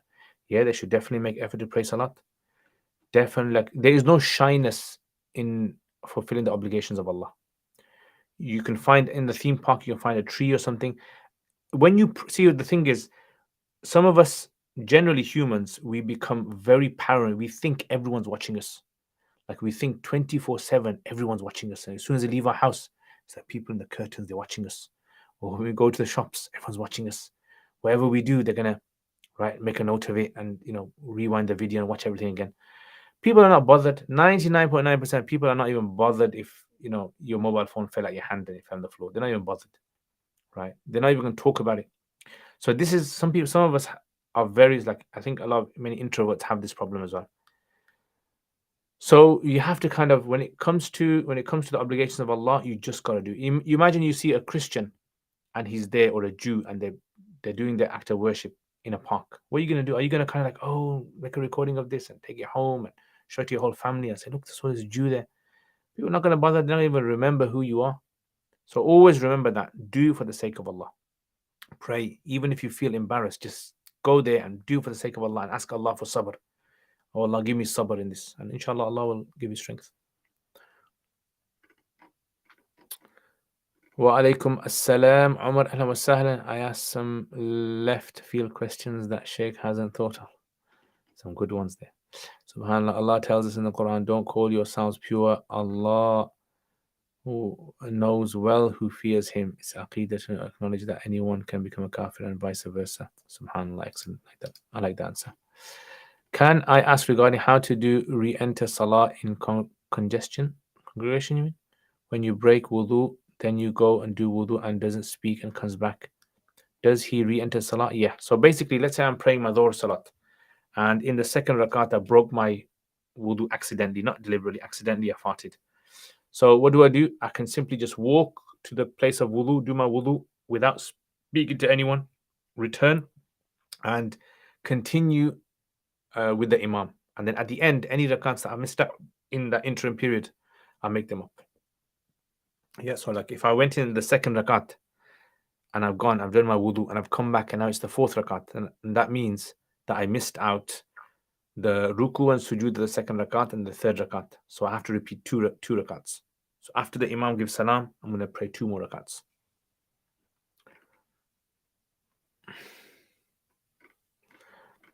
Assalamu alaikum. What is one or some of the best texts you have come across that explain the different positions of the 4 madhabs? The best, more detailed text you're talking about is probably Mawsu'a Fiqhiyya Kuwaitiyya. It's a 45-volume encyclopedia. And it's got from Alif to Ya, A to Z. It's got like majority of the Messiah that they mentioned in the books.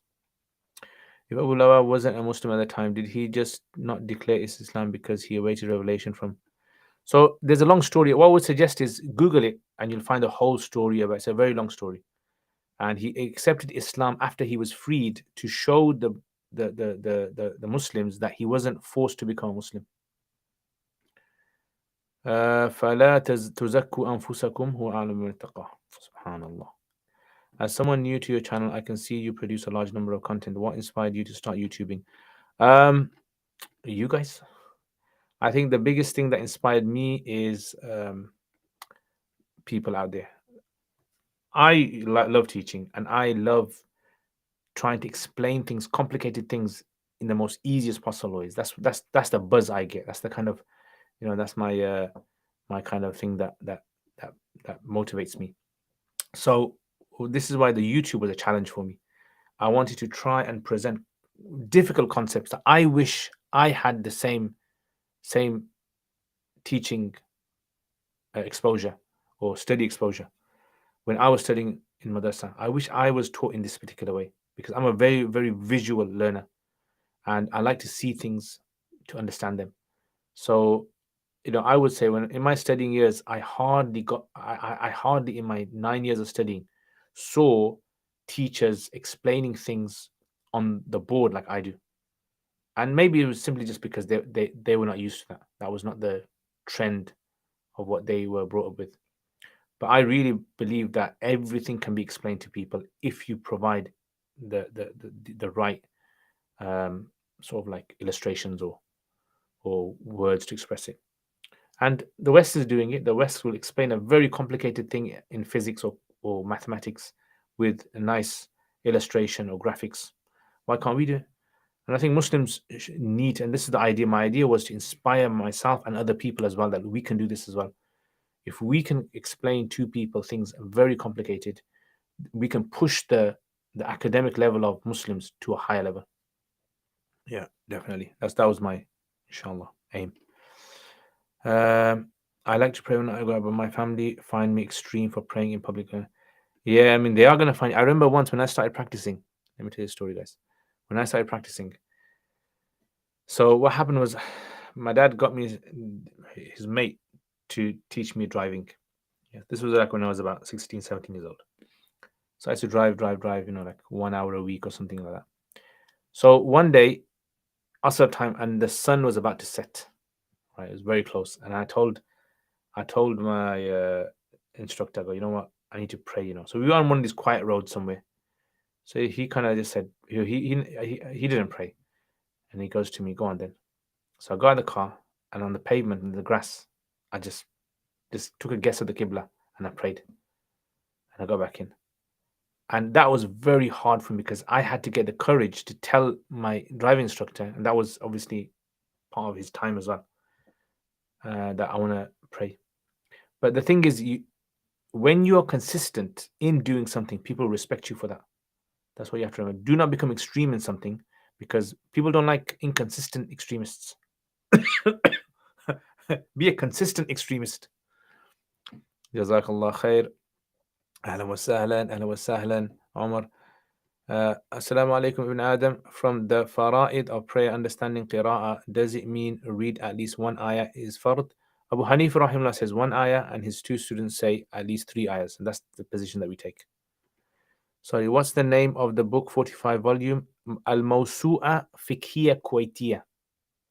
Yeah, the encyclopedia of the Kuwaiti encyclopedia of fiqh. In Mecca, men can sometimes be seen praying behind women due to how spaces are designated. Yeah, so in Mecca is exemption. Mecca, the fuqaha say, is exempt because of the haraj. Assalamu alaikum Khidr alayhi salam. I was about to say Khidr alayhi salam to you. Alaikum assalam. Living in the UK, we're mixed with different madhabs and opinions like never before. How would you suggest navigating this? So what I would suggest is, whatever issue you have, so learn your ibadat through a madhab. Stick to a particular madhab when it comes to ibadat, salat, and things like that. As for everything else, ask a scholar. Whatever the scholar tells you, just follow that. Another question: what is the most authentic opinion regarding the distance of becoming a traveler? So according to the Hanafis, it's 3 days and 3 nights journey. But some later Hanafis have said, if that's difficult for you to work out, then just follow the 48 miles. Assalamu alaikum Yoka, ahlan wa sahlan, welcome. Can we ask questions about diseases? I am not a doctor. I am not a, what do you call the doctors that deal with diseases? I forgot the name, it begins with P. I'm not one of those, unfortunately. Sheikh, is it possible to schedule a meeting with you to discuss a serious study plan? Let me be honest with you guys here, so people don't get upset. Lots of people sometimes email me and say, can we have like a half an hour meeting? I want to discuss something. For me, half an hour is very difficult to take out in my day. So I was actually listening to this book called Deep Work. I was listening to the audio. So I've got the book. I was listening to the audio, and I remember him saying this thing. The guy goes, basically what happened was, he goes, he has made himself a schedule, and he's talking about other people's schedules of how they respond to emails. He says a lot of emails that people send, he doesn't respond to them. You have to ask a specific, certain niche thing, and then he's going to respond to you. So this other guy came out with this, this way. What he does is basically he has frequently asked questions, and usually customers would get their answers from there. Otherwise, he'd give them a questionnaire. They'd fill out the questionnaire, and if that questionnaire eventually, like algorithm, comes out at the end as yes, this guy deserves to have a response to his email, He goes, then he would respond. Otherwise, he wouldn't respond. And he goes, this guy was a professor, and he goes, because of the attitude that he had, he was able to become so productive. Like I think in a year, he used to produce 12 articles in a journal a year. And that's a lot for a lecturer. So this is why, when people say to me, "Oh, can I speak to you about it?" Sometimes I don't mind. I really want to help you guys. Honestly, I would love to give you all my time, but it's difficult for me to be able to take time out. So, because when you say to me half an hour, my day is like scheduled. Everything I do is all scheduled, and then it's difficult for me to be able to take out half an hour on my time, and then. So what I would suggest is if you can send me an email with exactly what you kind of want, and maybe through the email I can answer it. Can we ask about occult diseases? I'm not specialized in that. I wouldn't be able to help you there. Mawsu' Fiqh Kuwaitia is the name of the book. That's the one. Assalamu alaikum, ahlan wa sahlan. Bridge, please give me a dua to recite for severe toothache, easy to remember. I have no idea. I don't know any specific dua for toothaches. So the thing is, when people ask for duas for certain things, there's no manual that has A to Z of all the duas for different things from the Prophet ﷺ. We don't get that. There's very few duas that we have from the Prophet ﷺ. Generally, the duas for illnesses would be like generic duas, like, "Oh Allah, give shifa, Allahumma ishfini, Allahumma la shifa illa shifa'uk, shifa'an la yughadiru saqman." Yeah, so there's like general duas that you ask. I would say just ask a dua in English, inshallah, it will work. The same Allah that you speak in Arabic to is the same Allah that you speak in English to, and Urdu and Gujarati and Somali. Yes, remember that Allah is the one that has inspired humans to speak different languages. He can understand all languages. So a dua to be restricted to one particular language is something which is not something which Muslims should restrict themselves to. Dua can be done in any language. Interest, you mentioned pushing academic levels of Muslim, which are the madrasas of the UK are higher performing ones that you would recommend to send kids, adults? I haven't really kind of surveyed the madrasas, so I wouldn't be able to say. I've heard a lot of good things about Imam Zakaria Academy. I've heard a lot of good things about Blackburn, but I wouldn't be able to say that Blackburn produces very good. And I've heard a lot of good things about Mufti Ibn Adam's place, in Leicester Jamia. But because I'm the director of studies in Sufa Institute, I can guarantee you, inshallah, in Sufa the studies are very good because I'm in charge of that, and I make sure that studies are. Alhamdulillah, we've got a very good team there as well. Not to blow my own trumpet. How to make a habit to use the phone less is don't watch me on YouTube. So honestly, if you want to make your habit less on phone, start to get used to turning off your phone for several hours in the day and not touching it. I have this habit. I'll tell you one of the habits I have. In the morning, do not check your phone in the mornings. When you wake up, Fajr time, and do not check your phone for messages. If you see them, just swipe them off. Only check your messages after 9, 10 o'clock. I heard this actually from someone regarding productivity. And they said that if you read emails and messages in the morning, you're most likely to get stressed in the beginning of the day. So have a section in your day that you only answer emails and messages, and get people used to that habit. And it works fantastic. Some people feel that every time you send a message, the person should reply straight away. And that's something which is not fair. You can't expect everyone to drop everything and start answering. I sometimes get people that ask me questions, and sometimes, like literally every day, I'll have 10, 15 questions. Some family might be asking some things, maybe friends, maybe people are asking and they want to call me, they want to, discuss something. I have loads of questions, and what happens is, what I try to have a time in the day where I try to answer all of them. But the problem is I don't sometimes get that time. So sometimes I'll have backlogs of questions. So a question like 2 weeks ago, I check, 2 weeks ago, this guy sent this message. And I recently, there was a guy in America who sent me a message regarding some divorce issues, some voice notes and things. And I literally looked at it yesterday and I replied to him, sorry, I actually just saw it now. So you have to understand that when you ask someone something, you should not expect a response from them. Like it's not necessary for them to respond to you. It's something which is out of courtesy, it'd be good, but maybe their schedule is so busy that they can't respond to you, and it's not an obligation for them to respond to you. Yeah.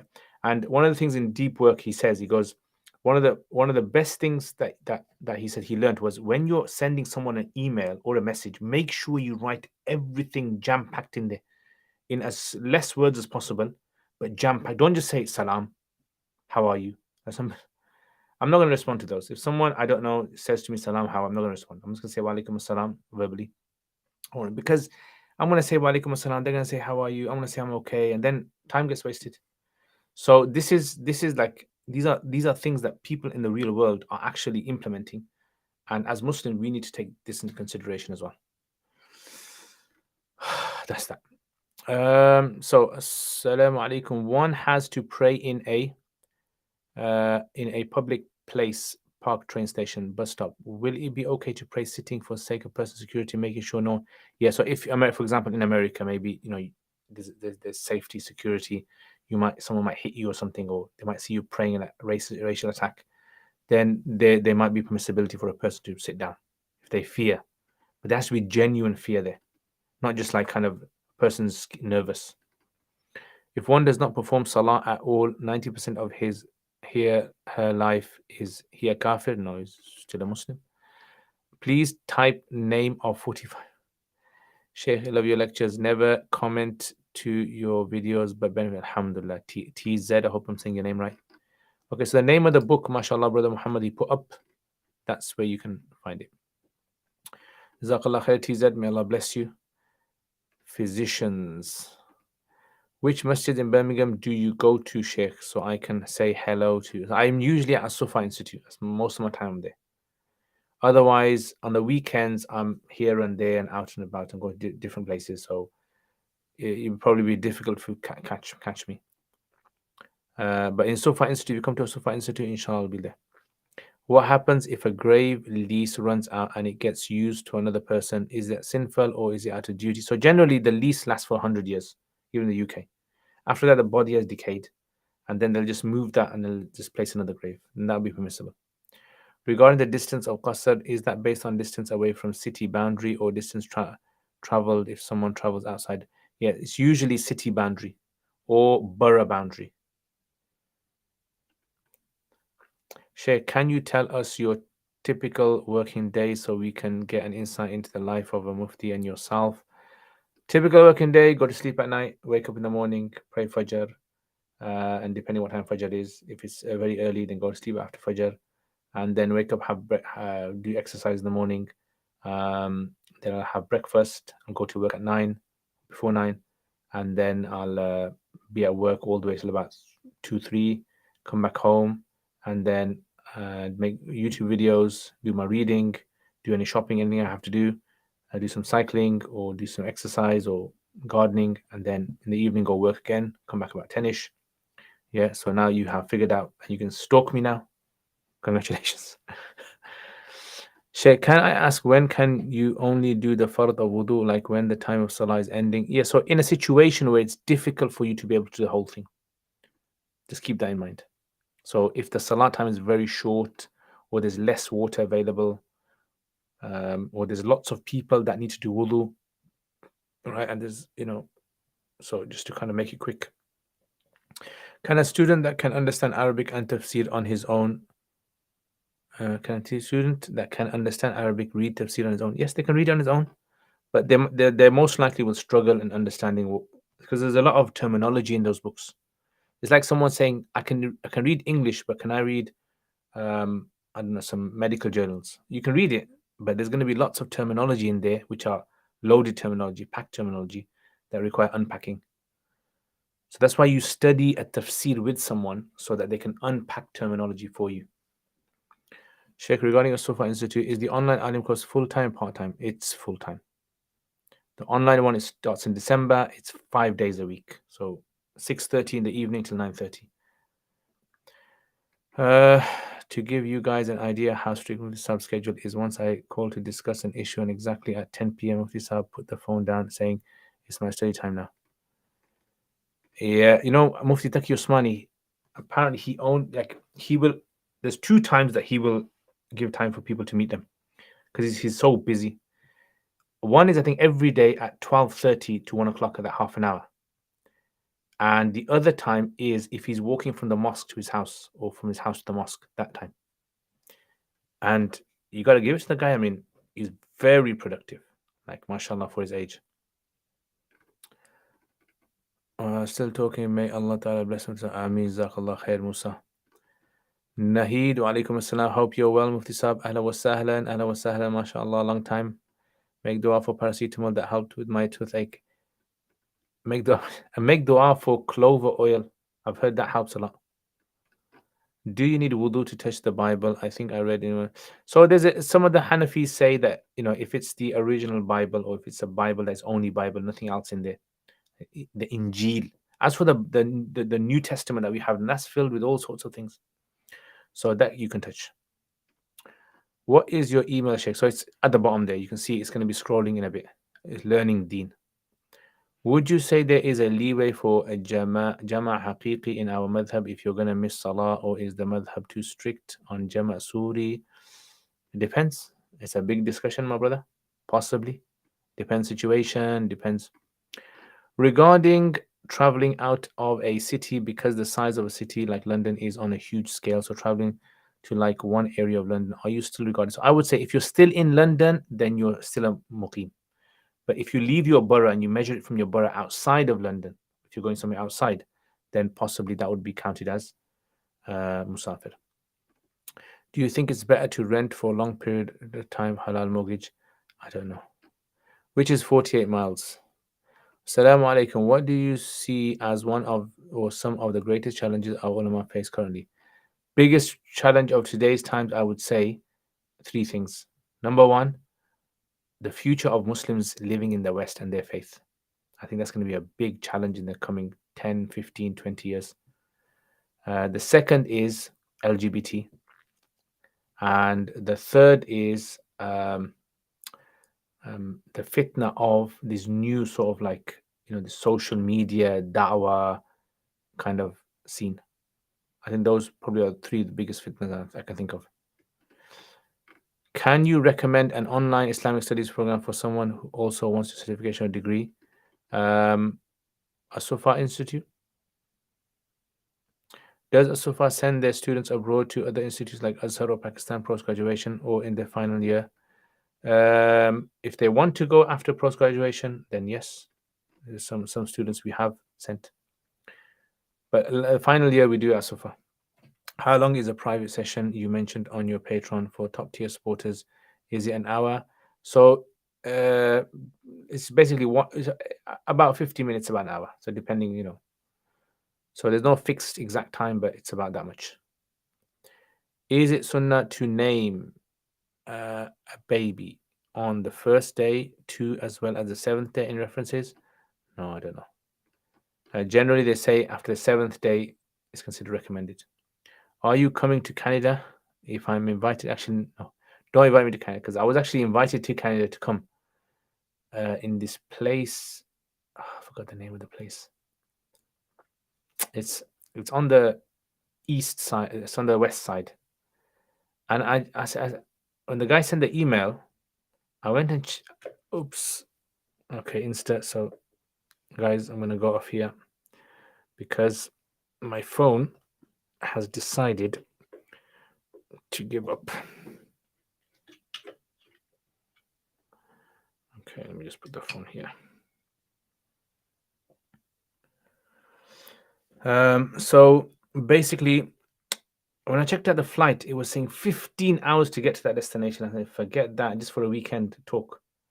They wanted to call me for some charity event. I apologize, I couldn't make it. So, Mice, what does it mean to see someone putting gold jewelry on you in a dream? Allah knows best. So, it's when let me tell you about dreams, guys. When people ask, like, what does this mean in a dream? You should never ask that, because that one thing is dependent upon the whole thing. It's like taking a novel and taking one page out and showing it to someone and saying, can you read this? Can you tell me what this is all about? without the person seeing the whole novel. So if you want to know exactly what that particular thing, you have to explain to the person an illness that you've got. You've got to explain to the doctor everything. So this is why whenever someone comes to me and asks me a dream, I always say, look, are you sure you want your dream interpreted? Because I have to ask very, very private things. And sometimes in the dream, certain private things come clear to me. And I have to ask you every single thing you saw in that dream. Then I can tell you what that thing meant. So sometimes you might see one thing in a dream and it could have 20 different interpretations depending on what else you saw in the dream with it as well. So this is why, you wouldn't be able to say what it means. I have a question. If wudu order isn't fard nor niya, if I get soaked by rain, do I have to do wudu? So as long as you've got soaked, everything wet, and you touched your head, it's fine.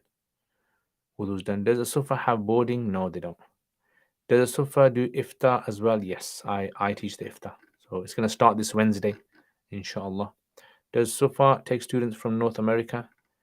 If the students can find themselves own accommodation, then of course they can. So now, what books would you recommend to improve translating? You once said there are different levels, so can you give books for different levels? So depending, what do you want to translate? What do you want to translate? What have you studied so far? Would you suggest to students of knowledge to do boarding or say local? I think it all depends on individual, case by case. I would prefer boarding myself. So myself, I'm a boarding person because I had too much distractions at home. So for 9 years, I was doing boarding, and alhamdulillah, I benefited a lot because I was purely in the environment. I was with other like-minded friends, and I benefited from them immensely. Can a woman on her menses visit the deceased before burial and also visit the graveyard? According to majority, yes, she can. Barakallah feek, you Hanafi Quduri. Alhamdulillah. Jazakallah khair, Qasim. Jazakallah khair. May Allah bless me. Make dua, Qasim, that I'm able to finish all of it. I meant for online program, or do they take students from North America? So the online program is available, but it starts in December. Yeah, so it's 5 days a week, Monday to Friday. And they have students from all around the world.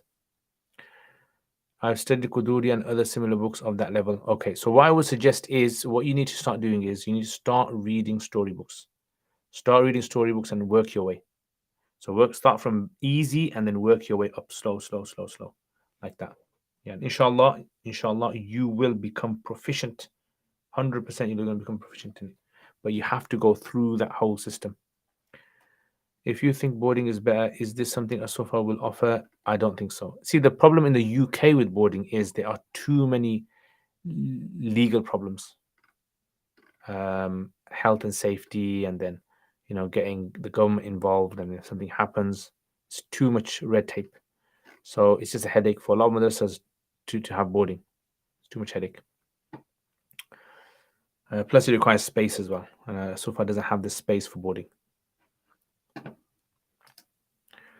Ya Allah. All right. So anyway, let me show you guys. You guys want to see books? Let me show you books I bought. So I do apologize, Insta people. You have gone back to see. This is my gimbal, guys. This gimbal needs to be charged regularly. So because the charge ran out, that's why I was unable to continue the live stream from this. So now put it in charge, inshallah. I should get this done. Let me show you books I bought. Okay, first book I have bought. I will show you some of them today and some of them next week and maybe some of them. So this is a book that I bought from there. Yeah, so this book is called Kitab Shadha al-Arf fi Fann al-Sarf. Yeah, Shadha al-Arf. Shadha means like fragrance of the Arf. Fi Fann al-Sarf. So this is written by Ahmad al-Hamlawi, Egyptian. And it's basically a Sarf book. I looked at it, I went in the shop, checked it out, skimmed through it. It looked nice. So I thought, you know what? Maybe in the future I might teach something like this. It's very easy to read as well. Arabic isn't very difficult to go through. I haven't gone through all of it, but it's something which I think might be good to add to my collection when I'm making the videos on sarf. That's one. Number two, Mizan as-sarf. This one. You guys can't see. There you guys see as well. And you guys can see this as well. Mizan as-sarf. Yeah, so this is written by Sirajuddin Muhammad Uthman al-Awdahi al-Nizami. Yeah, so أخي السراج صاحب هداية النحو السراج. Yeah, so this is basically a Nahu book with exercises in there. A Sarf book with exercises in there. Yeah, similar to the style of Hidayat Nahu. Yeah, so it's got exercises in there. So I thought, you know what, maybe look at this one as well, because it seems quite straightforward, basic. This would be like a basic level, and it's because it's got exercises. It's good for beginners, and it's in Arabic, so you know Arabic lovers would enjoy this. This is my second book. Next one, Tadrib. I've got all these Sarf books. Yeah, Tadrib al-Sarf. Yeah, Tadrib al-Sarf. So this, I bought this book because this book was compiled by teachers from the madrasa I studied in. It's in Urdu. Yeah, this is Tadrib. This is basically, there's two books. There's Ta'lim al-Sarf, which is the textbook, and then the exercise book. Tadrib means exercise. Sarf. So it's got like, it's in Urdu, but it's got like examples. Mundarij Zail Masadir se di gayi sarf kabire pare. So al-azama say sifat mushabbah. So al-azim, al-qatl say ism file, qatil. Make the ism file from qatl. Make the ism file from ibadah. Make the ism maful from rizq. Yeah, so that's basically what you have to do. So it's exercise. Again, I like these kind of things because I don't have to make the exercise. I can just pick them off the book. And then there's this Ta'lim as-Sarf. So Ta'lim as-Sarf is basically the textbook that our madrasa produced.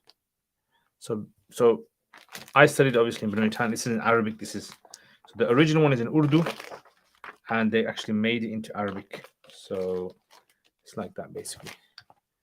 Some color in there as well. Yeah, so it goes through whole Sarf. It's like a beginner's book for Sarf, beginning to end. And once you study this, I mean, you don't really need to study anything after that, I would say. Yeah, it's got everything covered. Yeah, it's a bit like Arabic morphology, something of that lines. Yeah, and because it's been compiled by teachers who have been teaching it for years, it's just something, you know, that gives it more. It gives it more sort of like use, yeah, because the teachers know what they're talking about. One more, I'll show you guys. Yeah. So this is Ta'lim al-Nahu. Ta'lim al-Nahu. Yeah, Ta'lim al-Nahu, guys. You can see this. So this is basically a beginner's Nahu book. And again, it's been compiled by teachers in our madrasa. So it's got like everything listed. It's like list. They've got no exercises in there because they've got another exercise book that they compiled. Yeah, so it's got like this, all the Asma Mawsula, أسماء الكنايات. what the أسماء الكنايات are, حروف مشبه بالفعل, أسماء إعراب الفعل المضارع, the تقسيم المعرب. So this is a very useful book, guys. So I'm gonna, inshallah, maybe, I don't know, in the future, I might make a video going through it. Just make a nice video like Ajurrumiya did. Okay. All right, guys, I'm gonna finish in a bit now.